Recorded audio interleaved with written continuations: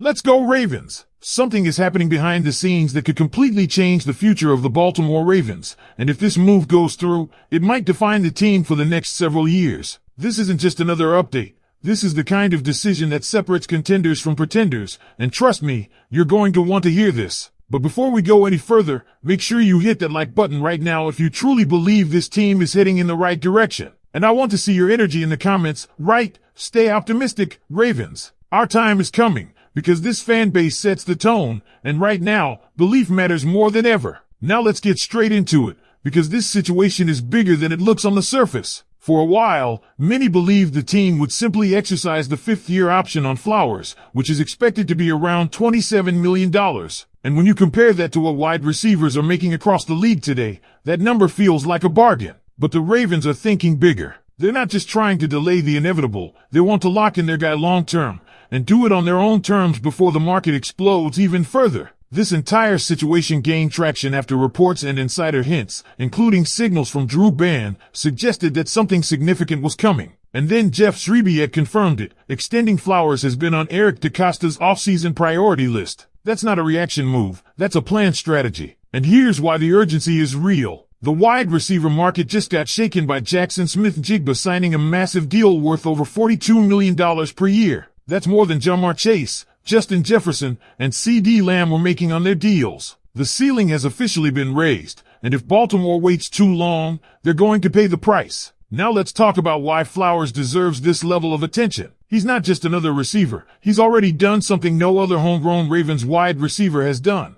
2 Pro Bowls in his first 3 seasons. Over 1,000 yards twice. Since entering the league in 2023, he ranks top 10 in receiving yards across the entire NFL. That's not hype, that's production. And what makes it even more impressive is the system he's doing it in. This has been a run-first offense for years, even with Todd Monken helping reshape things. Despite that, Flowers continues to produce at a high level. Imagine what happens if this offense fully unlocks him. He's also been incredibly reliable. 1 missed game in 3 seasons. In a league where availability is everything, that matters more than people realize. And beyond the stats, there's the connection. He's one of Lamar Jackson's closest and most trusted teammates. That chemistry is something you don't gamble with. Inside the organization, he's viewed as a playmaker, a worker, and a cornerstone piece. The Ravens don't see him as a traditional prototype receiver. They see him as a weapon. And in today's NFL, that's exactly what wins games. But here's where things get even more interesting. The Ravens know they can't afford to let this situation drag out. They've seen what happens when negotiations stall, players get closer to free agency,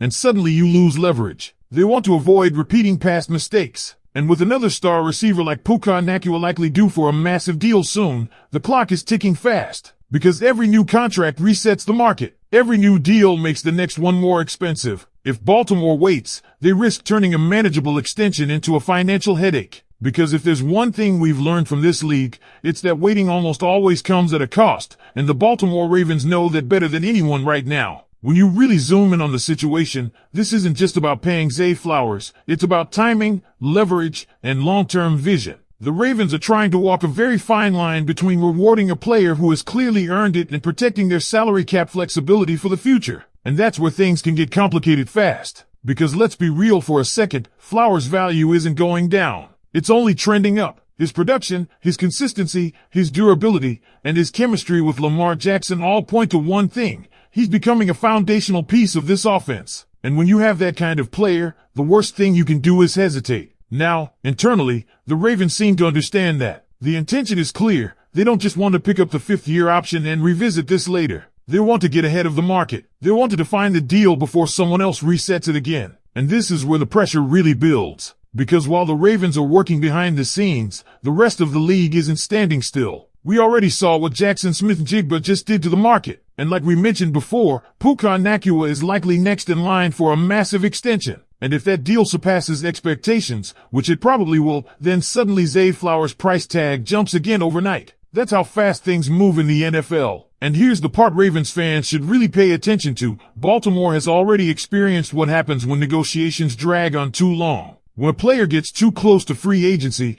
the team loses control of the situation. It becomes a bidding war. And at that point, it's no longer about team-friendly deals, it's about market value, and sometimes even overpaying just to keep your guy. The Ravens don't want that scenario again. That's why there's urgency now. But at the same time, this isn't a one-sided decision. It takes two to make a deal happen. Flowers and his camp know exactly what's happening around the league. They see the numbers. They see the comparisons. They understand where he ranks statistically and how much he still hasn't been fully unleashed in this offense. So from their perspective, why rush into a deal if waiting could mean even more money? That's the chess match happening right now. On one side, you have Eric DaCosta trying to secure a cornerstone player before the market explodes again. On the other side, you have a young star who knows his value is still climbing. And right in the middle of it all is the future of this offense. Because let's not forget, this isn't just about numbers on a contract. This is about keeping continuity with Lamar Jackson, maintaining offensive stability after the impact of Todd Monken, and continuing to build an identity that can finally push this team back into serious Super Bowl contention. If the Ravens get this deal done early, they send a message: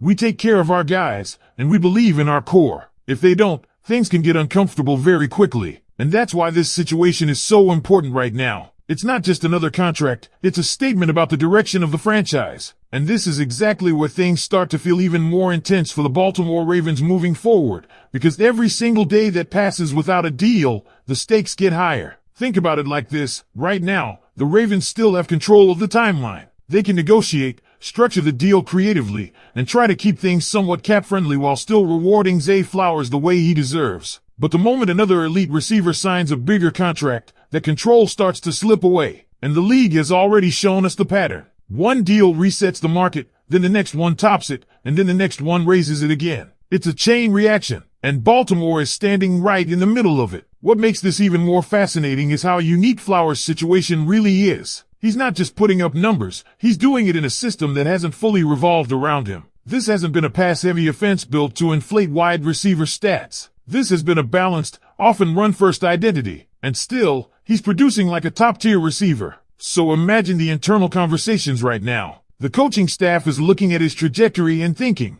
if this guy is already top 10 in yards under these conditions, what happens if we lean into him even more? At the same time, the front office, led by Eric DaCosta, is calculating future cap hits, upcoming extensions, and roster balance. Because paying a receiver at the top of the market changes everything. It affects what you can do on the offensive line, on defense, and even future depth signings. But then you look at the connection he has with Lamar Jackson, and that's where the decision becomes even clearer. You don't gamble with that kind of chemistry. We've seen it across the league. When a quarterback finds his guy, someone he trusts in big moments, someone who can create separation, make plays after the catch, and consistently show up, those relationships become the backbone of elite offenses. And Flowers is that guy in Baltimore. He's not just another weapon. He's becoming a weapon. Now, of course, there are still areas for growth. The drops have been mentioned. The touchdown numbers could be higher. And you know the coaching staff is already focused on maximizing those aspects of his game. But even with those minor concerns, the overall picture is extremely clear.